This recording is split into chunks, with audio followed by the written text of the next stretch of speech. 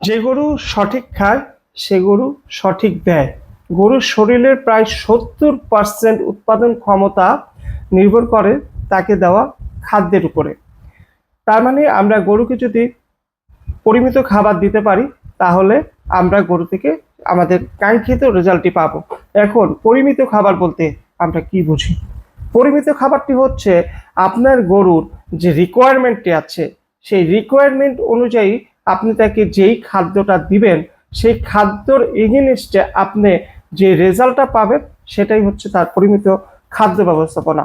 এখন দেখা গেল একটি 100 কেজি গরুর উৎপাদনের জন্য আপনার খাদ্য প্রয়োজন হচ্ছে 1% দানাদার, 3% সাইলেজ বা 5 থেকে 7% কাঁচা ঘাস। এখন দেখা গেল আপনি টাকা বাঁচানোর জন্য তাকে 0.5% দানাদার দিলেন এবং 10% কাঁচা ঘাস দিলেন, তাইলে আপনি সেখান থেকে কি কাঙ্ক্ষিত রেজাল্টটি পাবেন কিনা সেটা আপনাকে বুঝতে হবে। কারণ দেখা গেল যে খাবারের যে আমরা উপাদানগুলি ইউজ করি সেটা কাঁচা ঘাস হোক, সেটা সাইলেজ হোক কিংবা সেটা দানাদার হোক, সেখানে কয়েকটি ফ্যাক্টর কাজ করে। 1 নম্বর ফ্যাক্টর গুড প্রোটিন।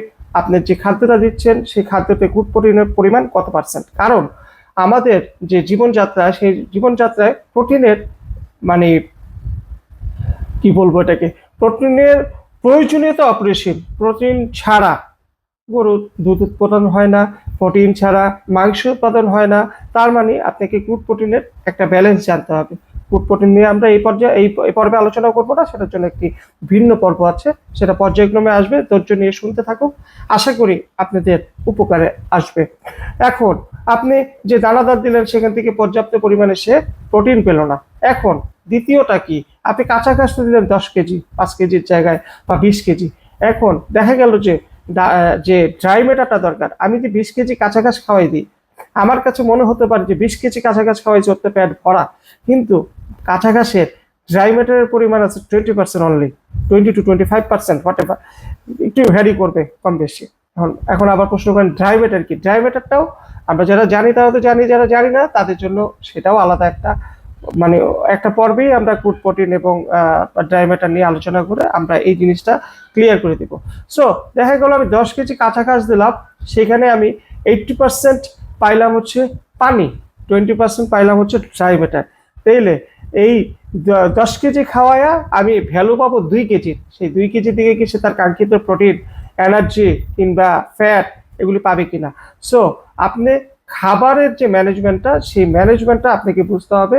এই জন্যই খাদ্য ব্যবস্থাপনা খুবই গুরুত্বপূর্ণ। খাদ্য ব্যবস্থাপনা মানে শুধু গরুকে খাদ্য দেওয়া নয়, খাদ্য ব্যবস্থাপনা মানে হচ্ছে আপনি কোন গরুকে কখন কতটুকু কিভাবে খাবার দিবেন। কারণ এটা একটি বৈজ্ঞানিক প্রক্রিয়া। আপনি যদি বৈজ্ঞানিকভাবে জিনিসটাকে বিশ্লেষণ করে আপনি গরুকে খাওয়াতে পারেন, আপনি অবশ্যই সেখান থেকে আপনি কাঙ্ক্ষিত রেজাল্ট পাবেন। একটি দুধালো গাভীর জন্য যে খাদ্য ব্যবস্থাপনা দরকার, একটি বাছুর গরুর জন্য সেই খাদ্য ব্যবস্থাপনা দরকার নাই। আবার একটি বাছুর গরুর জন্য যে খাদ্য ব্যবস্থাপনা দরকার সেটা আবার একটি মাংস উৎপাদনকারী গরুর জন্য এক নয়। তাই আমাদের আমাদের কাঙ্ক্ষিত প্রোডাক্ট অনুযায়ী আমাদের খাদ্য ব্যবস্থাপনাকে সাজিয়ে নিতে হবে। এখন আমি এক খামারেই মাংস উৎপাদনকারী গরু, এক খামারেই বাছুর উৎপাদনকারী গরু, এক খামারেই যদি দুধ উৎপাদনকারী গরু রাখি এবং একটি সেম ফর্মুলায় তাদের খাবার দিই, তাহলে আমাদের উৎপাদন হ্যাম্পার্ড হবে। আর আমাদের খাদ্য ব্যবস্থাপনায় যখন আমাদের উৎপাদন হ্যাম্পার্ড হয় তখন আমাদের খামার লসের সম্মুখীন হয়। একটি গরুকে আমি 3 মাস পাললাম, খাওয়াইলাম, খাওয়ানোর পরে দেখলাম যে আমার কাঙ্ক্ষিত ওজন 60 কেজি বাড়ার কথা ছিল, বাড়লো 20 কেজি, তাহলে আমরা লসে থাকবো। তার মানে আমরা বলতে পারি সঠিক খাদ্য ব্যবস্থাপনা মানেই হচ্ছে একটি খামার লাভবান হওয়ার প্রথম অধ্যায়। এবং যখন একটি খামার লাভবান হয় তখনই একটি খামারের মুখে হাসি ফুটে ওঠে। আমাদের এই পর্বগুলি আমরা ভাগ করেছি এমনভাবেই যাতে আমরা এই ক্ষুদ্র ক্ষুদ্র অবস্থানগুলি বুঝতে পারি। আমাদের এই ক্ষুদ্র ক্ষুদ্র যে পয়েন্টগুলি যেগুলি আমরা ওভারলুক করে চলে যাই সেই জিনিসগুলি যাতে আমরা খেয়াল রাখতে পারি এবং কোন কোন জিনিসগুলি কিভাবে ইউটিলাইজ করলে আমরা আমাদের সঠিক খাদ্য ব্যবস্থাপনা তৈরি করতে পারবো। যেমন একটি খাদ্যে যদি আমরা খাবারের যে উপাদানগুলি সেই উপাদানগুলি আমরা কিভাবে নির্ধারণ করব, সেখানে ভুট্টা কটুক থাকবে, কিংবা 100 কেজির একটা খাদ্য রেশনে আমাদের উপাদানগুলি কি থাকবে, সেই উপাদানগুলি আমরা চেষ্টা করব আপনাদের সাথে পর্যায়ক্রমে বিভিন্ন পর্যায়ে এগুলি আলোচনা করার জন্য। এবং আমরা আমাদের এই সম্পূর্ণ আলোচনার মধ্যে অবশ্যই একটি দুধালো গাভীর জন্য আদর্শ যে খাদ্য রেশন, একটি মাংস উৎপাদনকারী গরুর জন্য যে আদর্শ খাদ্য রেশন, এবং সেই সাথে সাথে একটি বাছুর গরুর জন্য আদর্শ খাদ্য রেশন আছে সেটা জানানোর জন্য। দেখুন, আমরা যেই তথ্যগুলি আপনাদের সাথে শেয়ার করব, সেই তথ্যগুলি যে সঠিক হবে 100% তা নয়। আমি আগেই বলছি, আমি কোনো ভেটেরিনারি ডক্টর নই। আমি হয়তো বা 10-12টা কোর্স করেছি, আমার দীর্ঘ 7-8 বছরের অভিজ্ঞতা আছে, এবং 2003-4 থেকে আমি পাখি পালি, সেই সাথে খরগোশ এইসব পালছি। সেই কারণে কিছু ঘাটাঘাটি আছে, কিছু বেসিক জিনিস আমার ক্লিয়ার। সেই জন্য আমি যা জানি আপনাদের সাথে জানানোর চেষ্টা করেছি। আমার তথ্যে কোনো ভুল থাকতেই পারে, আমার তথ্য মিথ্যা হতেই পারে। সেক্ষেত্রে আমি আশা করব আপনারা আমার ভুলকে ধরিয়ে দিবেন, কারণ ভুল থেকেই মানুষ শিখে, এবং আপনারা যদি আমাকে শিখিয়ে দেন, হয়তো বা আমারও সেখান থেকে উপকার হবে। আপনাদের উপকার যদি হয় এটাই আমাদের সার্থকতা, এবং আপনাদের মাধ্যমে যদি আমার উপকার হয় তাহলে সেটা তো আমার জন্য পরম পাওয়া। সো আমার এই ভিডিওগুলিতে যদি কোনো তথ্য নিয়ে আপনাদের মনে হয় যে এই তথ্যটা ঠিক না, বা এই তথ্যটা এভাবে না হয় এভাবে হলে ভালো হতো, অবশ্যই আমাকে শুধরে দেওয়ার চেষ্টা করবেন। আমি চেষ্টা করব সেই জিনিসটা পরবর্তীতে আপনাদের আবার জানিয়ে দেওয়ার জন্য। এখন আমি যা জানি সেই সম্পর্কে আসলে আপনাদের জানানোর চেষ্টা করেছি। তো গরুর খাদ্য ব্যবস্থাপনাটা কি, এবং খাদ্য এবং উৎপাদনের যে সম্পর্ক, সেই সম্পর্কে আমরা মোটামুটি জানতে পারলাম। তো পরবর্তীতে আমরা এখন যে ব্যাপারটা নিয়ে আলোচনা করব, ভারসাম্য এবং পাচনের গুরুত্ব। দেখেন, গরুর যে পাচনের ব্যবস্থা, এটি একটি অসাধারণ ব্যবস্থাপনা, সেই সম্পর্কে আমাদের জানাটা অত্যন্ত গুরুত্বপূর্ণ। তার কারণ হচ্ছে গরুর যে পাচনতন্ত্র, সেটি গরু, আমরা জানি যে গরু হচ্ছে একটি রুমিনাল প্রাণী। তার 4টি পাকস্থলী আছে। এগুলির নাম হচ্ছে যথাক্রমে রুমেন, রেটিকুলাম, ওমেসাম এবং অ্যাবোমেসাম। এই 4টি পাকস্থলীর ভিন্ন ভিন্ন কাজ আছে। গরু যখন খায় তখন সে প্রথমে গোগ্রাসে গিলতে থাকে। এই জন্য আমরা যখন গরুকে খাবার দিই তখন দেখি যে সে খুব দ্রুততার সাথে খাবারটা খায়।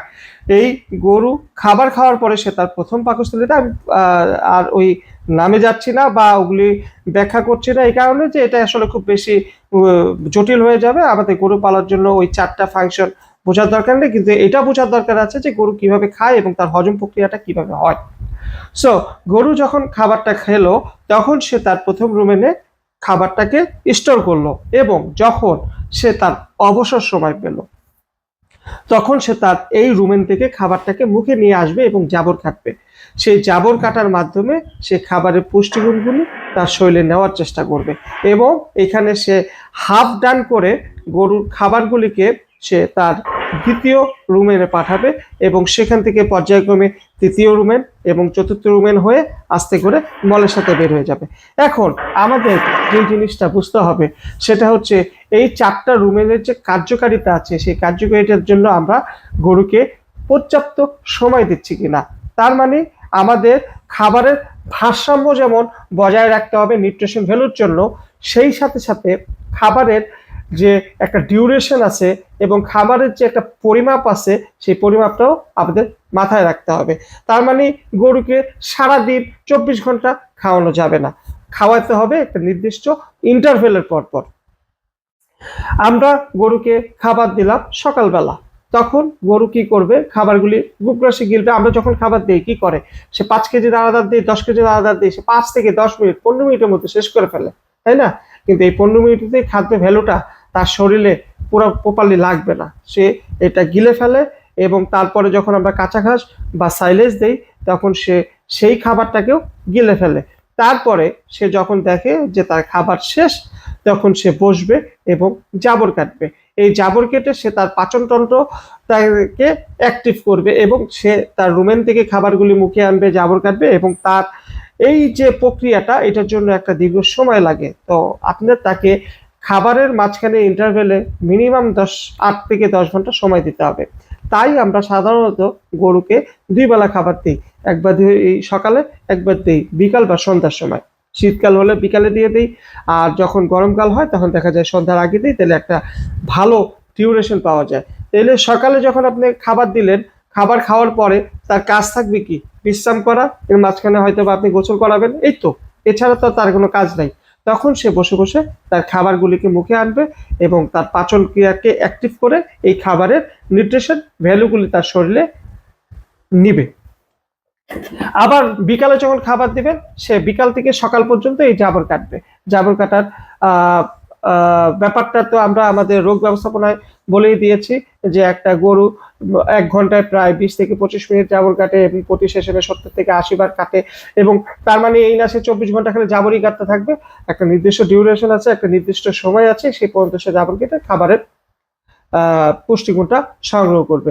এখানে গুরুত্বপূর্ণ আরেকটি পয়েন্ট আছে, সেটা হচ্ছে যেহেতু তার একটা সময় লাগে এবং খাদ্য ব্যবস্থাপনাটাকে তার পুষ্টিগুলি নিতে, সে যেহেতু রুমেন থেকে রুমেনে যায় এবং সেখানে ভাঙে, সো সেখানে একটা সিস্টেম লসের ব্যাপার আছে। সো আমরা যদি গরুকে সহজপাচ্য খাবার দেই, সহজপাচ্য খাবার যেগুলি সহজে ভেঙে যায় এবং যেখান থেকে মিনারেলসগুলি সহজে নেওয়া যায়, নিউট্রিশন ভ্যালুগুলি সহজে টানা যায়, সেই ব্যবস্থাপনাটা যদি আমরা শেয়ার করতে পারি, তাহলে গরু যে খাবারটা আমরা দিব সেখান থেকে আমরা সবচেয়ে বেশি অপটিমাল ভ্যালু পাবো। যেমন ধরেন আমরা ভুট্টার যে গুঁড়াটা ইউজ করি খাবারে, সেটা হচ্ছে ম্যাশ ফরম্যাটে, কিন্তু ভুট্টার তো 4-5টা ফরম্যাট আছে। আস্তা ভুট্টা কেন দিই না? ভুট্টা তো ভুট্টাই। আস্তা ভুট্টাটা এই জন্য দেই না যে আস্তা ভুট্টাটা ওর ভিতরে গেলে ও সেটাকে সহজে হজম করতে পারবে না, সেটা নিউট্রিশন ভ্যালু পাবে না এবং সেটা তার মলের দ্বারা বের হয়ে যাবে। তার মানে আমরা ভুট্টাটাকে ক্রাশ করে তার জন্য সহজ পাচ্য হিসেবে বের করে দিয়েছি, মানে তাকে প্রদান করেছি, যাতে সে এটা সহজে হজম করে তার শরীরে নিউট্রিশন ভ্যালুটা নিতে পারে। তাহলে আমরা খাবারটাকেও সহজ পাচ্য হিসেবে দিব গরুকে, তাহলেই আমরা গরু থেকে অপটিমাল একটা রেজাল্ট পাবো। এখন দেখেন, এই ভুট্টাটা যখন আমরা ক্র্যাশ করে দিলাম তখন তো এটা সহজ পাচ্য হলো। এখন এটাকে আরো সহজ পাচ্য কিভাবে করা যায়? যেমন আমরা যদি ইস্ট ফার্মেন্টেড করে একটা ভুট্টাকে গরুকে দিতে পারি, সেই ক্ষেত্রে দেখা যাবে যে আমি যে 8 থেকে 10% প্রোটিন পাচ্ছিলাম ভুট্টা থেকে প্রতি কেজিতে, সেখানে সেটা 12 থেকে 15% পর্যন্ত বৃদ্ধি পেয়ে যাবে। তার মানে আমি 1 কেজি ভুট্টাই খাওয়াচ্ছি, আগে পাইতাম 8% প্রোটিন, এখন পাবো 15% প্রোটিন, যদি আমার সেই কি বলে ইস্ট ফার্মেন্টেডটা ঠিক হয়। এখন বলবেন ইস্ট ফার্মেন্টেডটা কি?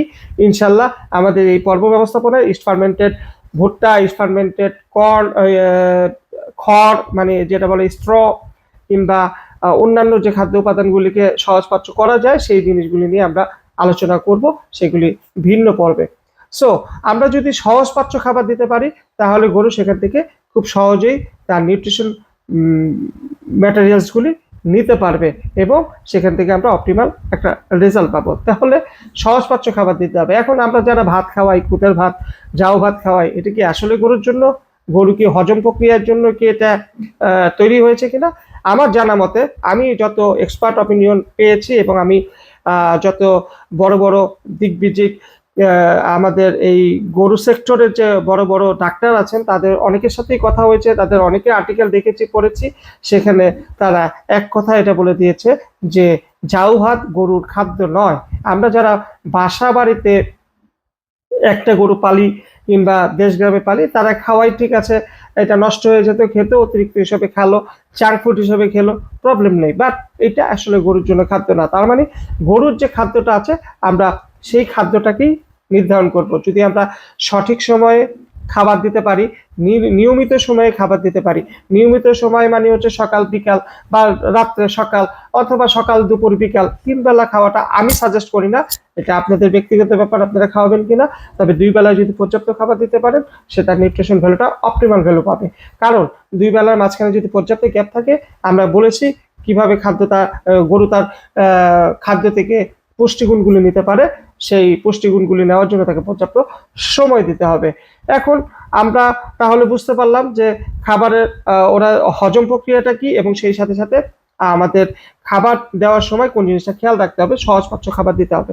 এখন আমরা প্রচলিত যে ভুলটা করি সেটা হচ্ছে নষ্ট খাবার দিয়ে দিই, আর্দ্র খাবার দিয়ে দিই, আমরা সাইলেজ দিতেছি, সাইলেজে অনেক সময় দেখা যায় যে একটু খাবার নষ্ট হয়ে যায় উপরে, আচ্ছা নষ্ট করবো 1 কেজি খাবার 12 টাকা আমি দিয়ে দিই, এতে প্রবলেম হবে, ব্লটিং হবে, বদহজম হবে, তার উৎপাদন ব্যাহত হবে এবং সে শারীরিকভাবে অসুস্থ হয়ে যাবে।